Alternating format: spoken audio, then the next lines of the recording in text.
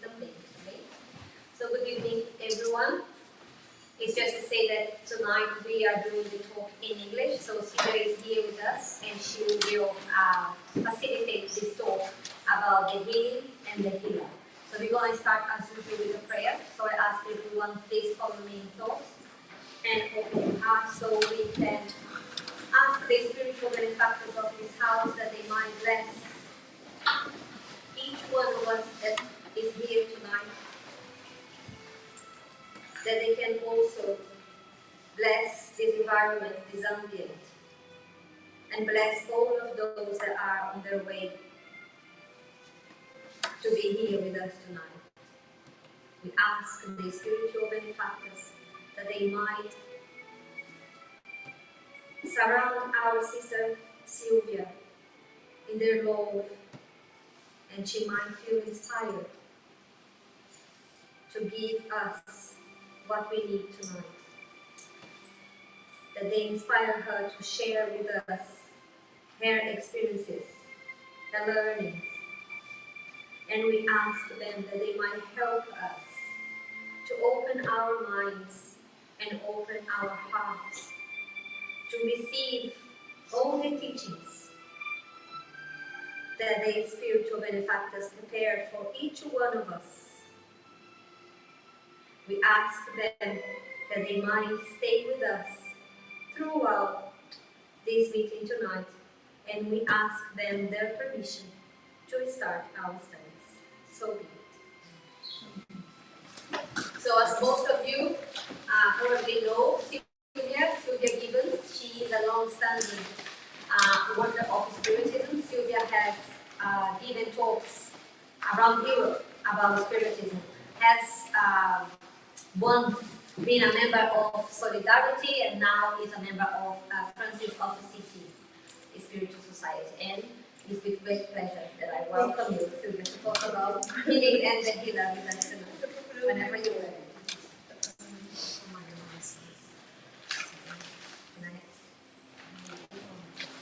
Yeah, and the glasses, the same as me.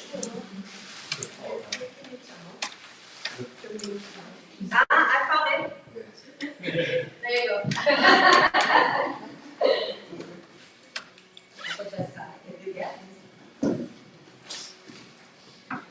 Okay, so good evening everyone. It's wonderful to be here actually, because I have been here for such a long time, and I was part of this group for many years. So it's lovely to see people that I met before and those who are meeting today. So it's really good. May I ask you, how many people here have worked as healers, work as healers, or has no experience at all? Work as healers? Okay, so quite a few of you are healers already. So today, the idea is to, I mean, we don't have that much time, but the idea that I'm going to do is to give you an idea what healing is, how the process of healing works, and how it works in our bodies, and the idea that we had with Mariana at the end, we are going to ask everybody to give healing and to receive healing. We will divide the groups, and because you know, you give healing and the other person receives, and then we exchange around. Would that be all right with you? I mean, if you don't want to participate, it's okay, it's fine. But you know, we thought it would be a good idea to get everybody going. Okay? So, just put that out. You can get there. So, I have hundreds of doesn't mean.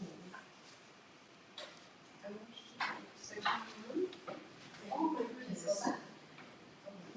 Yes. It's not that we're going to the first one.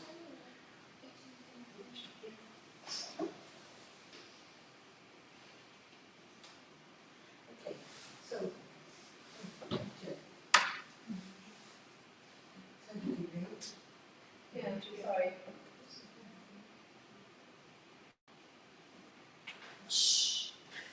Sorry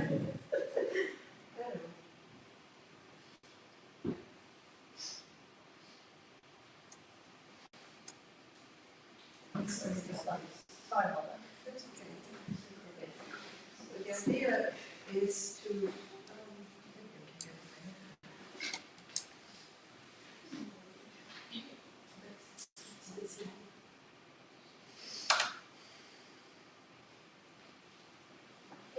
So this is like that, and this is the next one. And then you So- just use the other. yes, this one.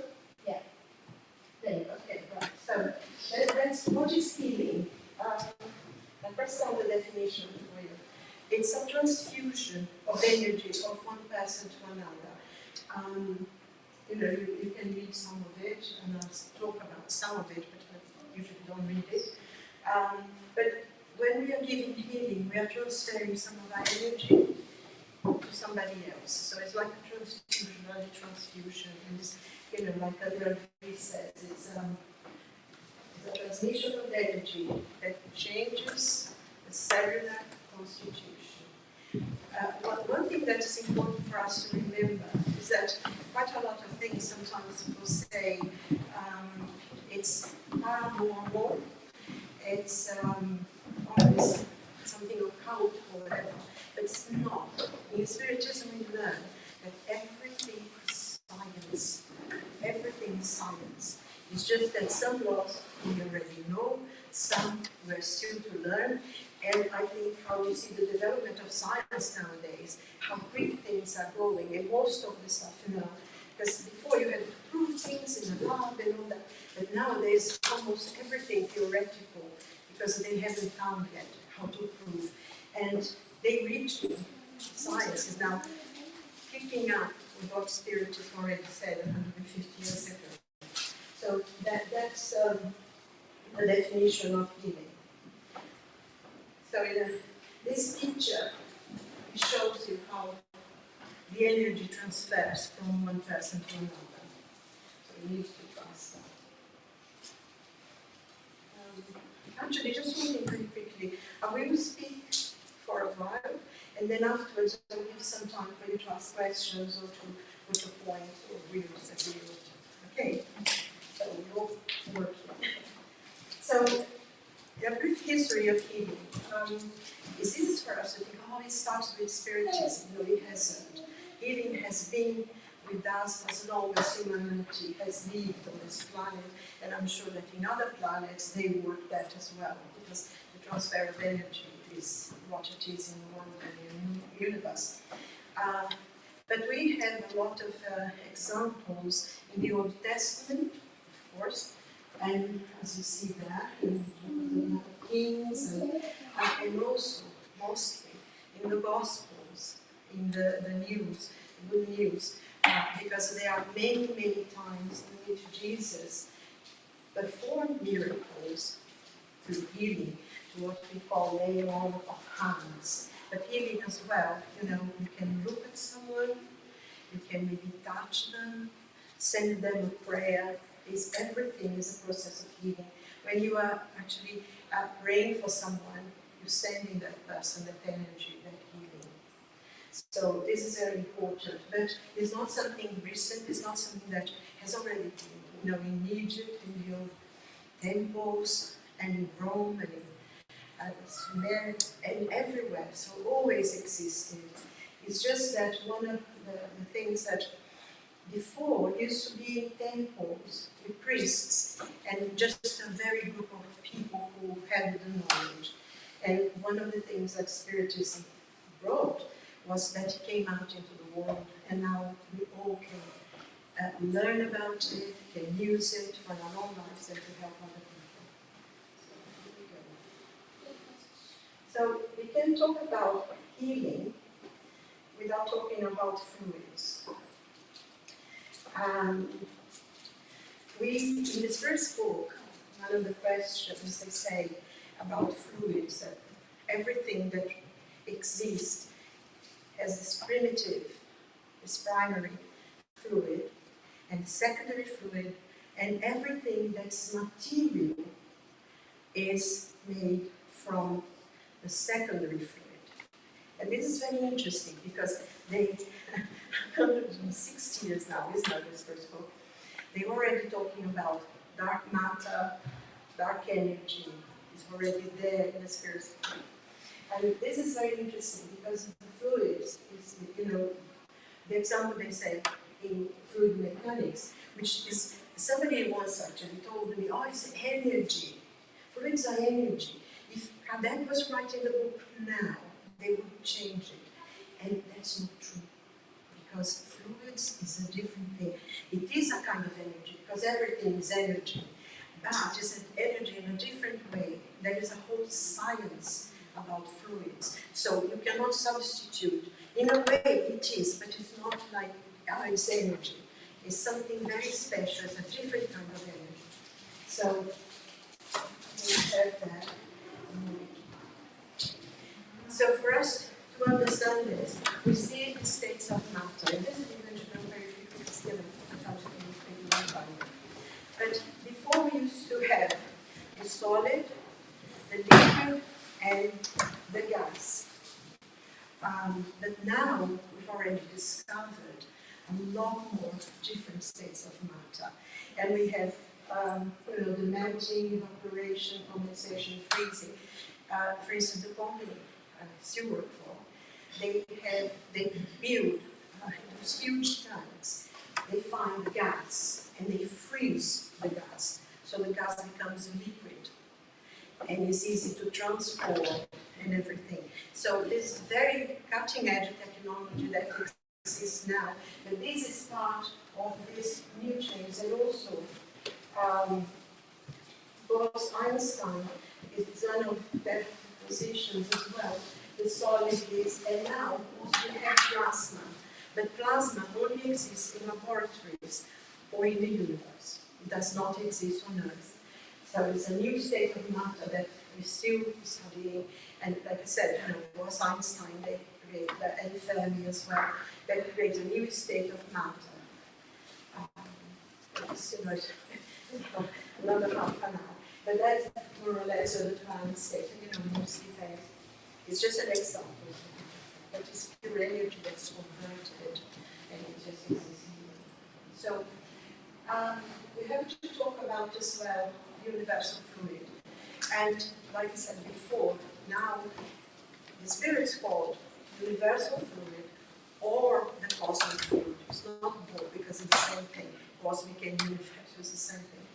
But we have there the transformation, the ethereal, the transformation of the substance that exists, and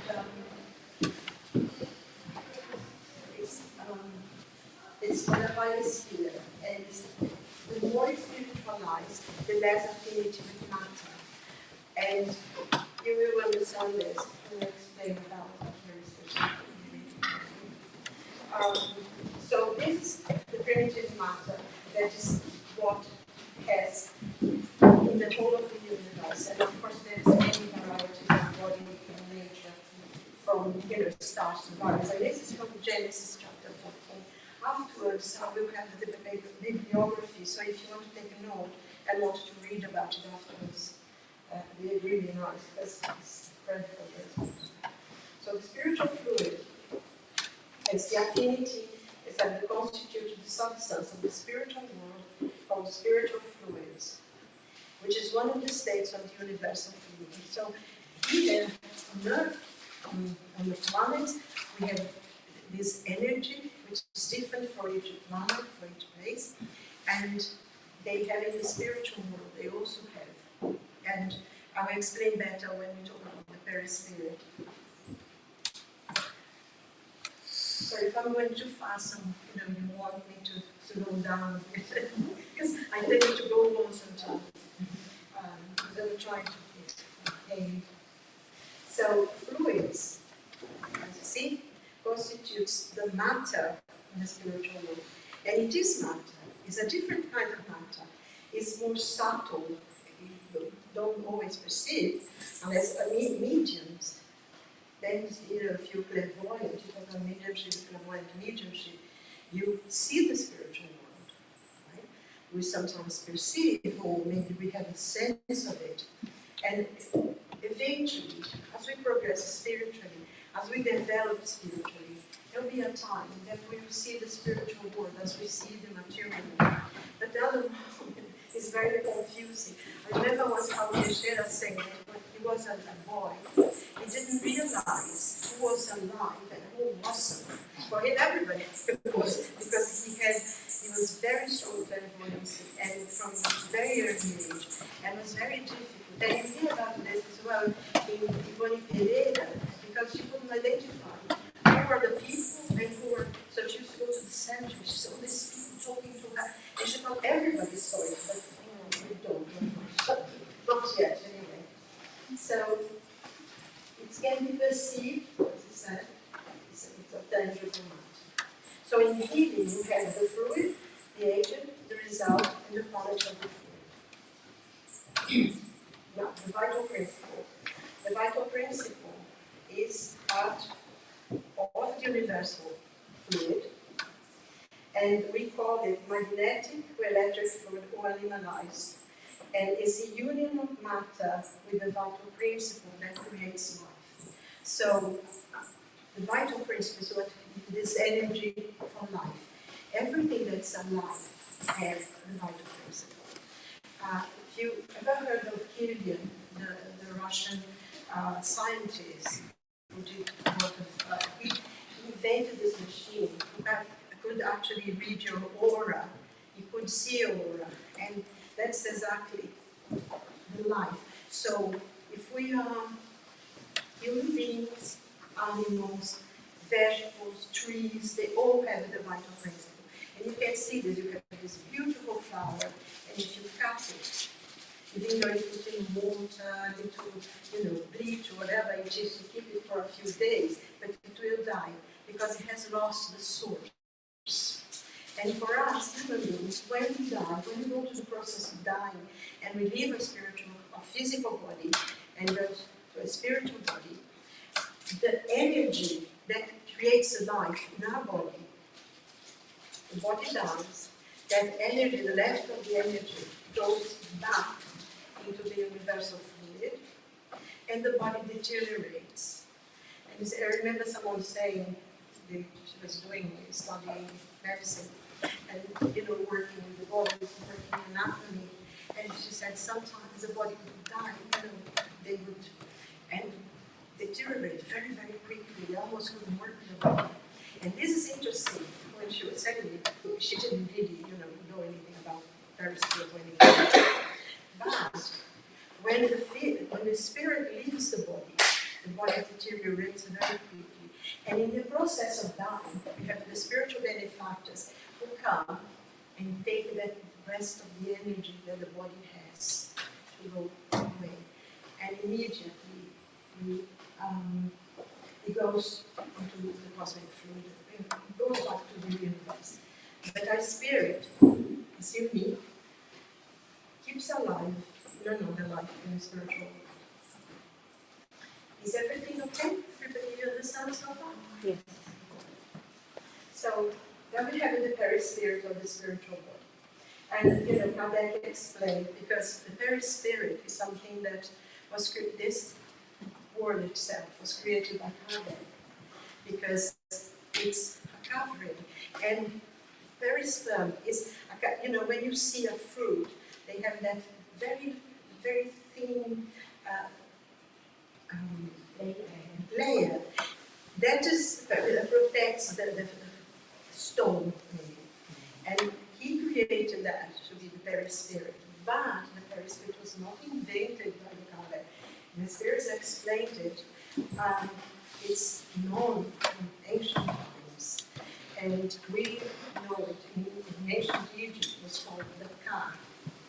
And in Egypt, they actually separated what was the spirit and what was the perispirit, which is very interesting, because the spirit they call the Ba, but the perispirit is called the Ka.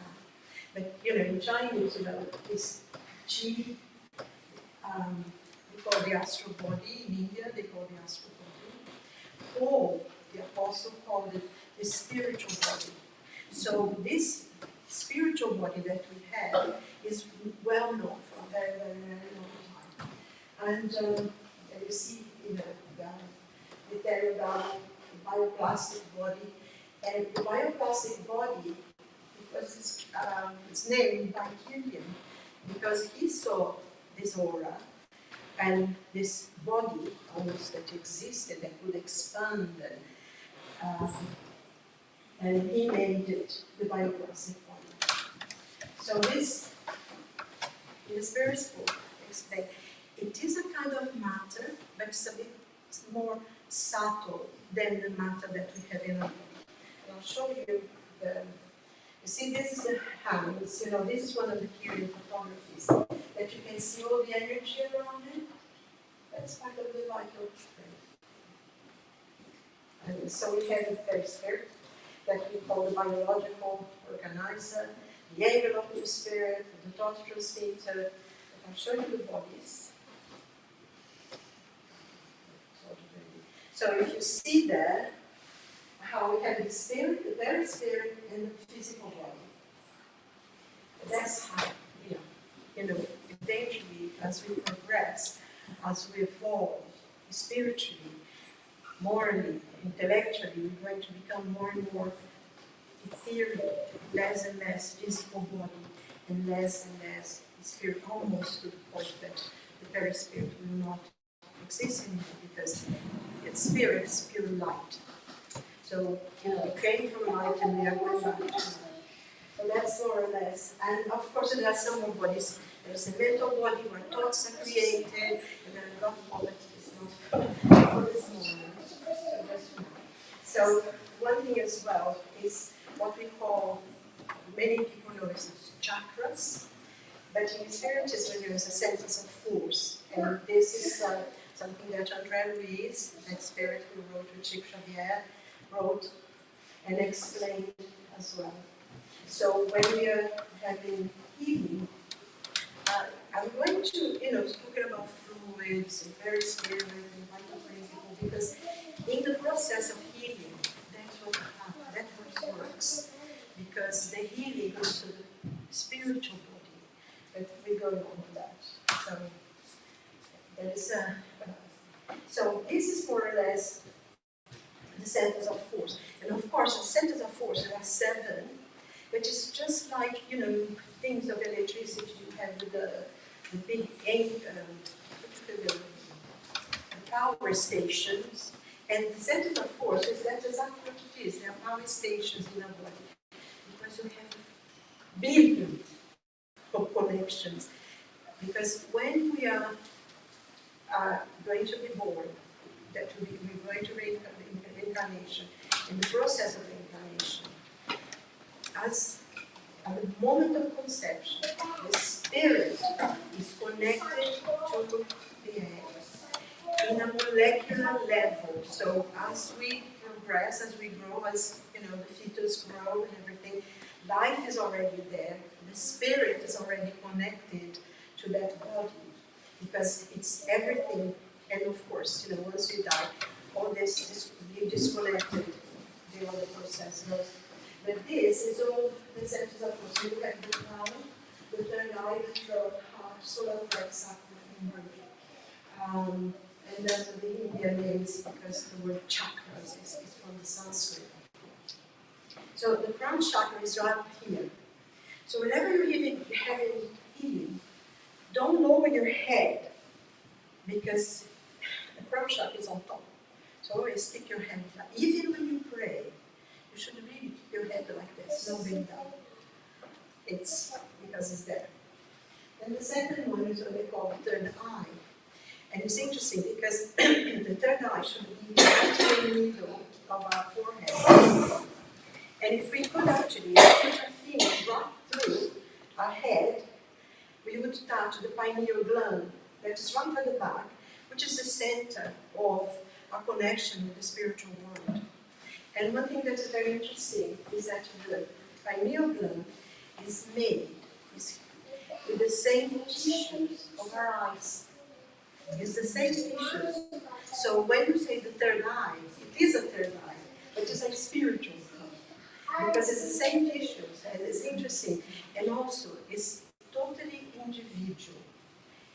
Every person has a different one, every animal has a different one. It's very, very individual and something, but it's for another lesson. We'll talk about the pioneer first. We have this as well, so you can have an idea. Because you know, when people talk about Kundalini is that energy that goes.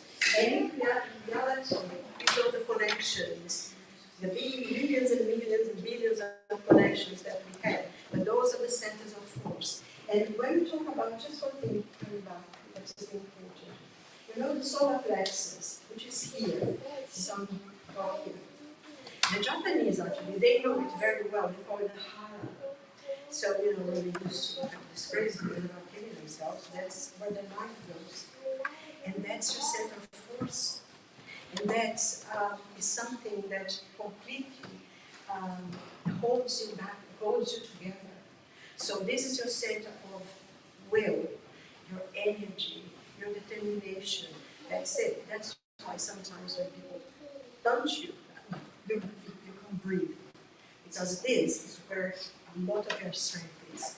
And it's where we sustain will, desire to do things. So, anyway, we have a lesson in something. And that's the center of force. This is all the explanation of everything, what is everything that's responsible for. But you know what, if you want, I can pass it on to you as a one to you. So, healing. Now, the types of healing that we have spiritual healing, when the spiritual benefactors come and they give the healing directly to the person. They don't need an intermediary. There's magnetic healing that all of us have our energies. And we have different, all of us, we have different types, more or less energy. Some people have more, some people have less, but we all have it. And we can give healing to people, just our own energy. But I mean, after the third person, you lost because you're passing on all your energy. And usually it doesn't quite happen because the spirits will always help us. And then we have what we call imagistic and mixed healing, which is used in spiritual centers, which is used in many, you know, when we do this kind of, you know, living churches, Church of England, they use healing and everything. So that's what we do, because then we have the healer, the medium, who is the intermediary. And I think this is very important to remember, that we don't heal everybody, we are only the intermediary. The healing will come from God and pass through us. But we are very important as well. You know, we can see the sense that the healing would come from God, the universe, cosmic fluid, and will pass through us. But we need to have that physical energy as well from our bodies to pass to the other person. So this it's all used on that. So that's what I was saying, you know, about the vital principle, because sometimes we are very, very strong, very healthy, because we have a lot of vital fluid. Some people don't have as much, you know, they physically ill or whatever. It's all to do with what we come to the world to do, what we're learning, our past, and everything. So this is the spiritual healing, the types of healing that we have, and the spiritual healing goes straight from the spirit, as I said, magnetic healing, you know, but some people have very extremely powerful, and they can heal people, their own energy, but their spirits always help. Where there's goodwill, there is help from the spirits. There is a very interesting, in one of the Andreas that Andreas with Hilario and they see this ambulance, and there was an accident or something, somebody was, and he sees the doctors working with the patient, and you see all the spirits there helping. And they say, well, you know, they're helping the doctor. said, well, there's goodwill to help someone, they will be there. And one thing that's very interesting, and we're going to go into that, I'm jumping down a little bit here. In an earth here between us, everybody can work, and the spirits, they are very busy. The more advanced they are, the harder they work. But they do different things, they are here, there, everywhere. But those spirits who are, for the period of time that they are working as healers, the ones who come and help us to give healing to others, they only work on healing. They don't do any other work. And it's very, very, what they need to do is very, very interesting. It's very important, and they work really hard. But they don't do any other work while they are working as healers. It's very interesting that. You see how important this work of healing can be. So here we have what we wanted to achieve when we give healing. And as you see there, it's through the aura, it's through the spirit and that energy that goes.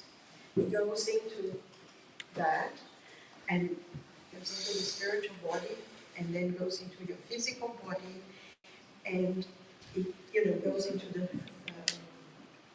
blood and all sorts of things. We'll talk about that.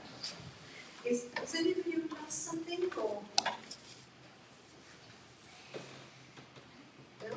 It's because to be honest, some more don't understand anything I'm saying, but I hope you are. So why do we need a healer if the spirits can give healing to the people themselves? And this is an interesting thing.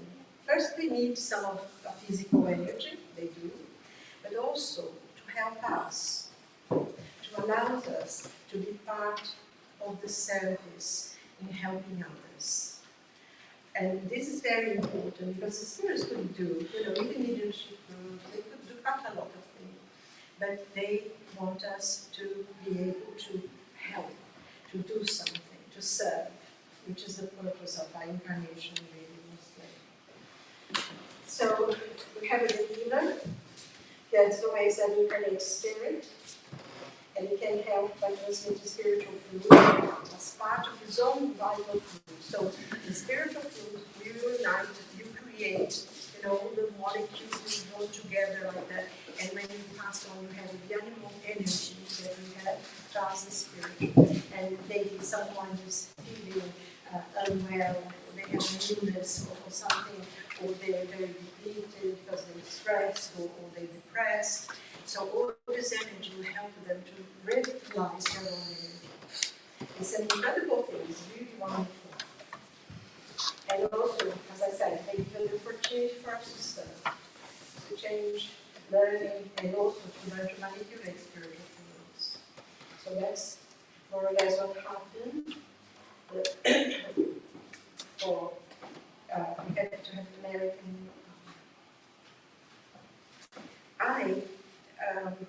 There's quite a lot on that, but I wrote a few notes, which I thought would be, going to that, but also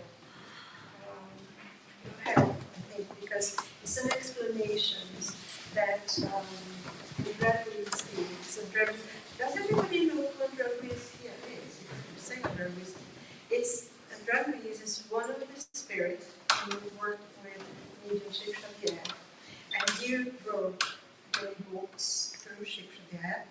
But there was a plethora of spirits working, and he was a representative because if you know he wrote 16 books, but 14 is the life of the spiritual world. The other two are messages. And he discarnated, he has his experience in the spiritual world, and then he goes from book to book, he develops, he learns, and he tells us what's happening. So if you ever read it, you start from the beginning, so you'll be able to follow it. Some people start from the end and they don't know what is going on. But it's very interesting because you learn everything. And when I was reading and researching again about this, sometimes things kept popping up. So I thought, well, I'll write it down, and instead of reading them, I'll read from this. And from the books as well. So, when you go and read it, you'll be able to have a video of it and you know where it comes from. One of the types of healing that's almost never used, many people don't know about it, and it's something a bit difficult to do, but we see this in the Gospels, and very special, sometimes you see it happening, is blow. You blow. It's interesting because Jesus used to use this. And but what he says here, we could, Rahab explains it, if we were aware of it, if we knew how to use it, we could have miracles. But first of all, we're not so interested maybe in learning, and all that we doubt ourselves. And if we doubt ourselves, we can't achieve very much in anything in life. But this, he says here, is an individual effort, is essential to the divine goodness that's made manifest in action and demands goodwill. So to do that, we need to have goodwill to help. But it's an individual effort. Each one of us will have to work on ourselves. And what do you need to do that? So if you would, in the material world, if we would use here to blow things, it's imperative that a man has a clean stomach. That's fine. Eat foods that are not so seasoned, light food, and don't drink any alcohol or anything. This is fine. But a mouth that's used to talk about goodness, abstention of all evil, and an upright-minded interest in helping others. So it's interesting that, okay, we need to have light food, of course, because there's a lot of food. But most importantly, that we don't use our mouth to say anything bad about anyone, to gossip, or to swear, or to hurt people, and sometimes, unfortunately, we do that. So we do hurt people with our words, we don't even mean it, but before you know it, we say it. So it's a question of education myself not to use, precious mouth and blow. And, when babies are born, they, hit them or they blow them. And I saw today actually something really interesting in, YouTube, especially in India or Sri Lanka, I can't remember exactly. He was going back to home from work, and I think they have lots of animals. And there was a lot of monkeys, little monkeys.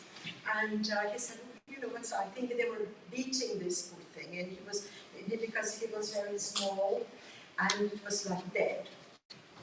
And he took this little monkey, and he started massaging his heart and going and picking him up and blowing. It was so funny because I had to do this, and then I saw him. He kept blowing in this little monkey's mouth, and really pumping his heart, and he was almost giving up. And he came alive again. It was very emotional, but it's interesting how using his breath to throw breath in this little creature, and he came alive again. So he took the baby too. It was like a little baby monkey baby, but it was very interesting. And we see the power of that. Let's see if I can get because I'm going to talk all about this. Just a little picture that looks better. So he also says in the book Missionaries of Light, he talks about the healer must have, first of all, anyone who wants to be a healer. Everybody, actually, every single person can be a healer. It's not anything that's special. If you want goodwill, if you want to help someone, then you do it. You can do it. But he says here, a person needs to try as much as we can try to have a greater control over oneself, a spontaneous equilibrium over our feelings, grow up, I don't do that, terrible. Deep love towards his fellow beings, which sometimes is difficult as well, right? High understanding of life, a strong faith and great trust in the divine power, faith in God. In the spiritual world, those the utmost necessity, but on earth, he says that in the spiritual world, as I was saying, those spirits who work as healers, they have to be absolutely perfect. They cannot fail. But we are, we're still learning, we're still in the process. So sometimes we fail, but the important thing is that we're always trying to be better. But on earth, he says, goodwill, if we have goodwill, we want to help, then this covers a lot of deficiency, because the spiritual benefactors will compensate where we fail. So, it's good, isn't it? It's good that we can do it. A little bit of our effort, and they will help us grow. So he says here as well that everyone in a greater or lesser intensity may give healing. If he has true disposition to help and good intention is used by the benefactors to enrich his potential. So, if we have a little bit, but we want to help, we want to do something to make life easier for someone, by giving them healing, the benefactors will help and really potentialize our own energy and makes better healers. He also says that we need to try to overcome our transitory concerns, because this, if we are concerned about the life of the day-to-day, I'm not going to get more money, I want to do this, it blocks, because those are energies, like we saw that golden, it goes through us, this radiant energy comes through us. But if it's like, say for instance, you have a cup. This cup, if I put cleaner water here, the water will be clean, it's safe to drink. But if it's dirty, full of things, if I drink, I can get sick. And it's more or less the same thing. The person will not get sick because the spirit would not allow it. But sometimes they, if a person is not really doing as they should, and are we being recorded? No. No, straight like that on YouTube here. We will do It's going to be on YouTube.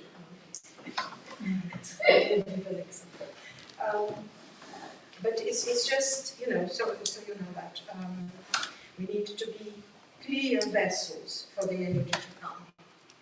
So to be able to achieve the potential as a healer needs to consider the work of self-elevation, what you have form, and by consciously doing it, in everything in life, we don't become something from something. We need to work. There is this quote by Nietzsche that he says, if you want to fly, you need first to learn to stand, to walk, and to dance. You cannot go from fly to fly. And it's exactly the same thing spiritually speaking. If we want to be the light that we are, we need to refine it, we need to work on it. Because sometimes I need to create images for myself to understand certain things. And I always imagine that we are like a diamond, when we are in the ground, unless a person is an expert, they cannot identify a diamond. But what happens? Some people do, and they polish it. And the only thing that polishes a diamond is is another diamond. All the jewels that polish the diamonds to make them brilliant are made of diamond. And it's exactly like us. Only other human beings, other people can polish us, you know, by challenging us, by being sometimes not as nice as we expect them to be. And we learn from each other, you know, and sometimes when we do something not as good, we also learn. So we need, and eventually we'll be this light, because that's what we are. We are the light of God within each one of us. You know? So that's very important. And if you want to be healing, we can work at getting that all the time. So also we need to have a balance of emotional balance. Now if you're up and down, then it's difficult as well. So he says here that we need to have this equilibrium in our personality, in our lives, because we cannot give what we waste. So if we have this radiation that we can give out, but we waste it in things that are absolutely not necessary, then we won't be able to give what we already did. And he says, an exhausted nervous system that is oppressed cannot respond because of the interruptions that exist. Excessive grief, sorrow, uncontrollable passions, obsessive anxiety are barriers that impede the flow of energy. So, you know, we need to meditate how we are going to, if we are going to work as healers, what is required of us. You know, and I'm not saying that, oh, you have to be perfect, it's not this, but making an effort, every day a little bit more, and being aware, because sometimes you come here on a Thursday, and you're going to give healing, and you say, well, today I'm going to be good, I'm going to just silent, I'm going to talk with anybody, I'm going to be really nice. The rest of the week, the rest of the week, because if you're a healer all the time, you know. And I mean, how many times, you know, if you're in a bus, when someone sits there, and you just look at the person, and they're not happy. And you just send a little prayer to them, or you just give them healing, you know, we used to do that in the children. So, I work from home now, but, so I need to send healing to me. So it says here as well that for us, jump. So the healing, yes. Yeah, we have, you know, the flow of energy. As well, it says, in the physical side, also is very important. You know, if you eat a heavy meal, very seasoned, and very dry, you should really go in the healing. Because your system, your body is completely working in the digestion. So no healing will pass through, no energy, because your body is busy doing something. Or if you're very worried, or if you have, you know, you have some problem, a difficulty. And I think, you know, when you work in healing, if you're not well, if you had a bad day, or something happened, and you feel that you're not 100% as you would like to be, say, I'm sorry, I can't do it. You know, be truthful to yourself. Don't go just because someone, you know, is in charge. Oh, I know you have to be. No, I don't feel that I can. We need to be really truthful to ourselves and see when we can and when we cannot. There are times we can and we should, and it's the best thing to do, but there are other times that we need to be the ones who receive. And this is very important. And this is anything, you know, anything in life. We need to be truthful to ourselves and to see our needs and to be able to say, you know, I'm sorry, I don't feel able to do it today. And especially with healing. Don't feel that you have to do just because you are one of the persons who give you that place. So here we have, you know, like a lot of food and alcohol, or other toxic substances. You should not really indulge in any of that at all. I'm not saying that You cannot have a glass of wine or something, if you are having a meal with friends or on a Saturday or something, that's okay, to have 1 2 glasses of wine, that's not a problem. But not have a meal, have a wine and come to be healing. No. You have your days, because we work as healers, but we have a life. We have to live our own lives. We have to learn things. We have to, if you have children, you have friends, you want to go out. Everything is okay. But, we find that once we start sometimes in this journey of spiritual learning, there are certain things that we don't do it because we don't feel comfortable anymore.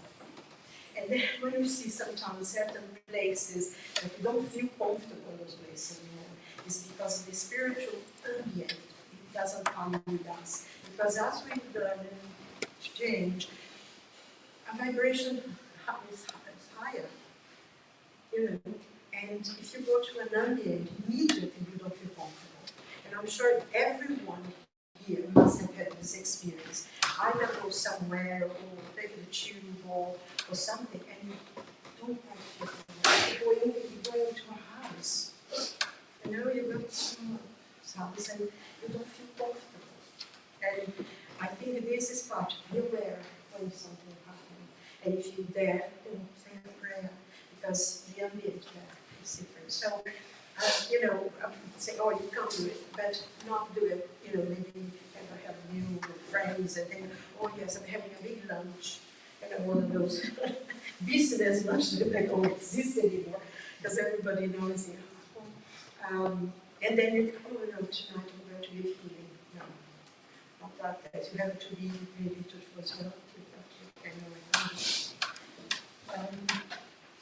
And because, besides the energy, basically, your physical body is working to, your liver, your spleen, everything is working for cleansing all the things that there. So your body is so busy trying to save itself, clean itself, that you cannot be a radiant person to pass your radiant energy to other people. That's all. So, one thing as well, when we think positive, we have good will to help and to do things, to work on healing. We will have a company, a spiritual company around us, of the good spirits. They will give us ideas, you feel more comfortable. As time goes by, if you're being aware of it, you feel more calm, and they give you suggestions. They, even, I don't know, they give you suggestions to have problems in my life, something that I was worrying me and I didn't know what to do. But suddenly I had that idea. Oh my God, it was so simple. But I was absolutely sure that I was inspired. And that's what happens, as you be aware of these things. This will start to happen because around you be good spirits and they're wonderful company.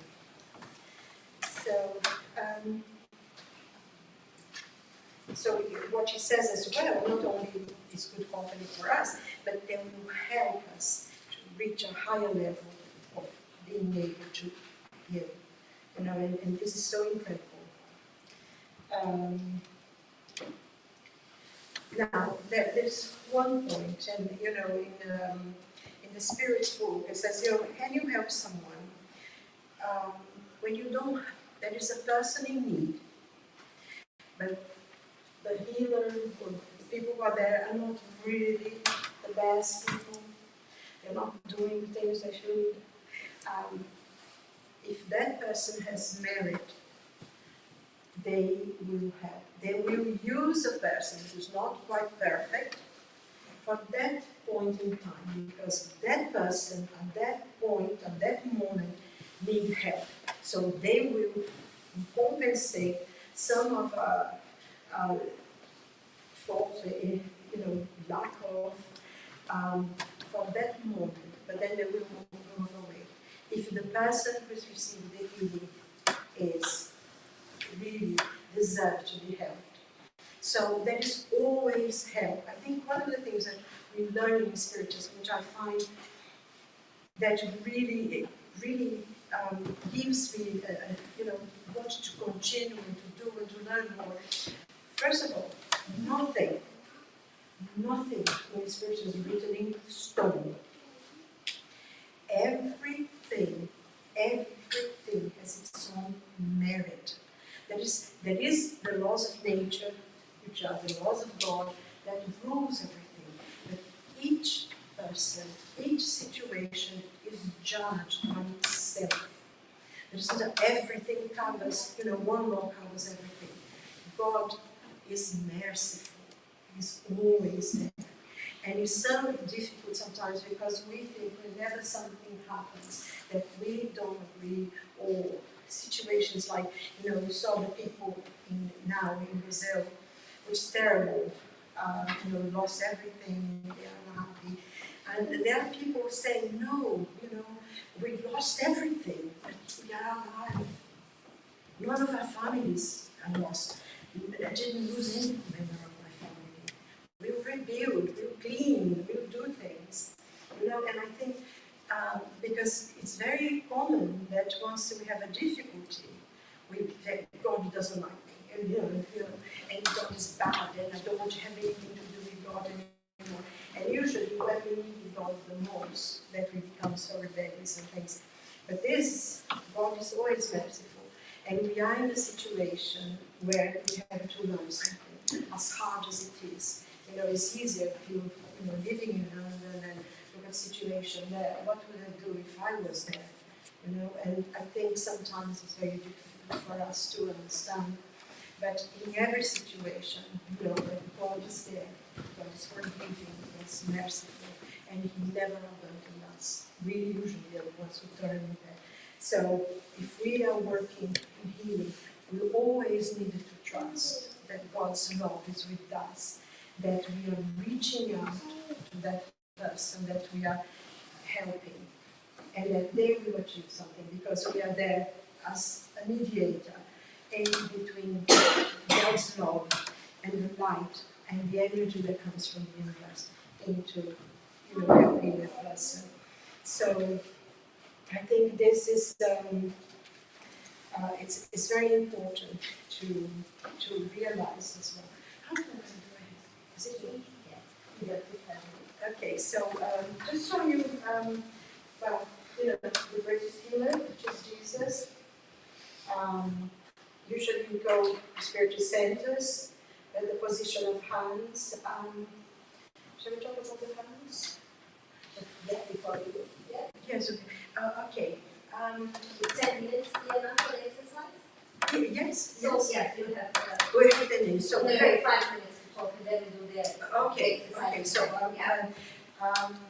we are more or less, I said, we do the healing in spiritual centers.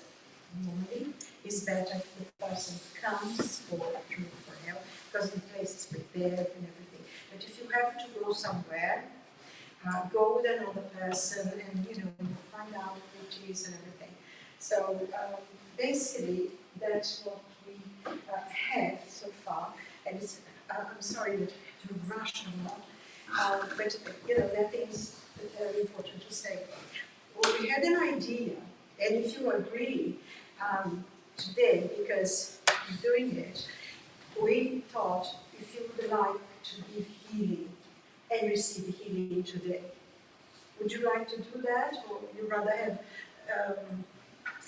Because the idea was that we would divide the number of people who want to give healing, and you give healing to someone, and then the person who receives will then give healing to the one who just gave you. But if you don't want to, it's fine, it's okay. So what would you like to do? Would you like to have a little bit of experience in doing healing? Yeah, put your hands up so we know that everybody's in agreement, or the majority. Yeah? Good. So that's the people who actually want to give healing first, if you want to come here. So Shall we count how many now? yes. Yes.